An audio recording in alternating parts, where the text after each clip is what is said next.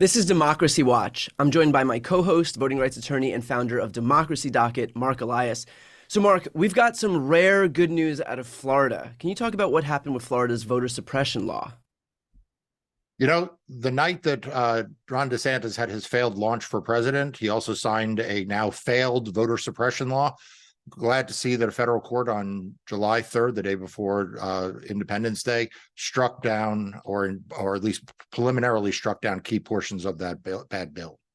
Now, that bill is called SB 7050. It imposed a number of new restrictions on organizations that help register voters, including a requirement that third-party voter registration organizations re-register themselves every election cycle.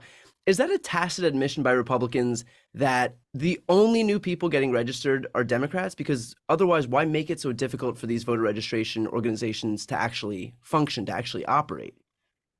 Look, Republicans have a two-part strategy. They want to make it harder to vote and easier to cheat. And this is the harder to vote portion of the program. And it is for precisely the reasons you say, which is that Republicans know that the people who are registering to vote are disproportionately young and minority voters. And they are desperate to do everything they can to keep them from participating in the electoral process.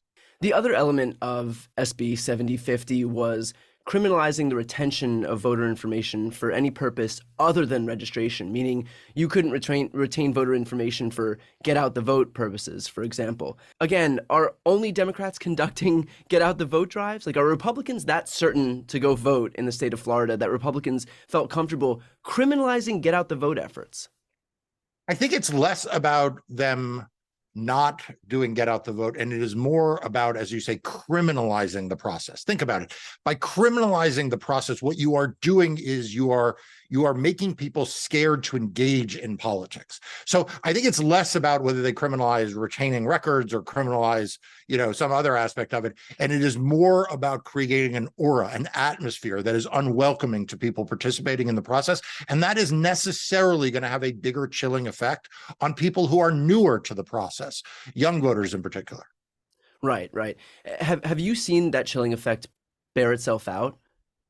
Look, when you look at what Ron DeSantis did last year, the stunt he pulled when he sent in his ridiculous suppression police force to arrest people, many of whom, by the way, it turns out were properly allowed to be registered and vote, and the charges have been dropped. That was an act of intimidation.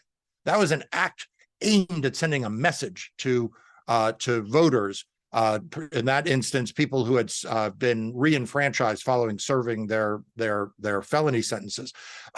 That's what this is all about. So yeah, we see this in Florida. We see this around the country. SB 7050 also mandated all of these rules about voter roll maintenance. But at the same time, and this is similar to what we'd spoken about last time, Florida also left ERIC. So why bolster rules surrounding the rolls if you're just going to shoot yourself in the foot by leaving a program designed solely to improve the accuracy of voting rolls?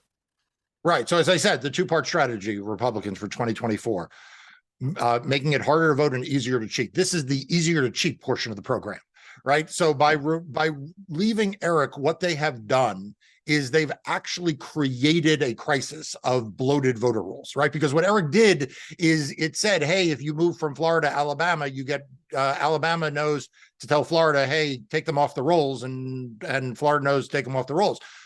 By removing themselves from ERIC, they have created the inevitability of problems of people who have been registered in multiple places that gives them the excuse, and it's an excuse that they want in order to engage in voter purges.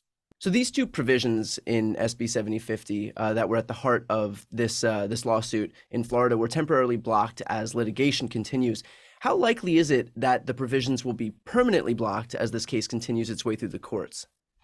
Look, there's nothing certain, but the judge did the right thing here, and I have confidence that as this case proceeds, the judge will continue to do the right thing, and that voters will be protected. Well, the judge who blocked these provisions was an Obama appointee. Is there a chance that we see a Republican-appointed judge overturn this decision on appeal? Like, how likely is it that these provisions could be back in place for the 2024 election? Look, we've won cases before Obama appointees. We've won cases before Trump appointees. Remember the case that just went to the U.S. Supreme Court where the state of Alabama was told it had to create a second black district. That case not only was decided by a conservative Supreme Court, but by a trial panel of 3 judges, 2 of whom were appointed by Donald Trump. So we litigate the cases with the judges we have. And, in this case, it happens, the trial judge happens to be appointed by President Obama. He's an excellent judge, but we don't have the luxury of choosing our judges. We just have the obligation to protect voting rights. Yeah. Are there any other elements of SB 7050 aside from the 2 that we were just speaking about that are dangerous that remain in effect thus far? Yeah, so it wouldn't be a Republican voter suppression bill if it didn't target mail-in voting. So there are provisions of this law that make it harder to vote by mail for no good reason.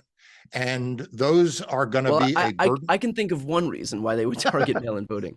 I said no good reason. No good reason. Fair enough. No good reason. And so like those are still in effect, but this litigation continues. And so I am optimistic that as we proceed in this case and in parallel cases, we will do the best we can to protect voting rights for Floridians. Is it some cause for concern that the judge was able to block these 2 provisions of SB 7050, but not that mail-in voting portion? No, these were the only 2 provisions that were brought up on a preliminary injunction, given where we are in the election cycle. Obviously, there isn't mail-in voting going on right now, so there wasn't the urgency for the need for a preliminary injunction like there was for the registration provisions where people register all year round. Okay. And finally, can you give an update on Amendment 4, which was passed in 2018 and restored the voting rights of Floridians with felony convictions, but since then has been a target of constant attack by Republicans? Yeah, this is a disgrace. I mean, this is a disgrace that everyone in America should be paying attention to. The people of Florida, through the initiative process, decided that they wanted to pass a broad reenfranchisement provision that allowed people who had served their sentence to re-enter into civic life by being able to vote. And what we've seen since then has been a shame. It has been a disgrace at the hands of Ron DeSantis and the Republicans, who have thrown up obstacle after obstacle after obstacle for those voters. And as I mentioned before, have engaged in these theatrical arrests that most of which crumbled under their weight, but which send a message that these voters are not welcome. And we all need to stand up for those voters. Well, we'll leave it there. I know I speak for everybody in saying thank you to you and your team for working on this in Florida and, of course, in other cases around the country. For anybody watching, if you want to support Marc, then please sign up for Democracy Docket. It's a free news outlet focused on voting and elections. The link is right here on the screen, and it's also in the post description of this video. I'm Brian Tyler Cohen. And I'm Marc Elias. This is Democracy Watch.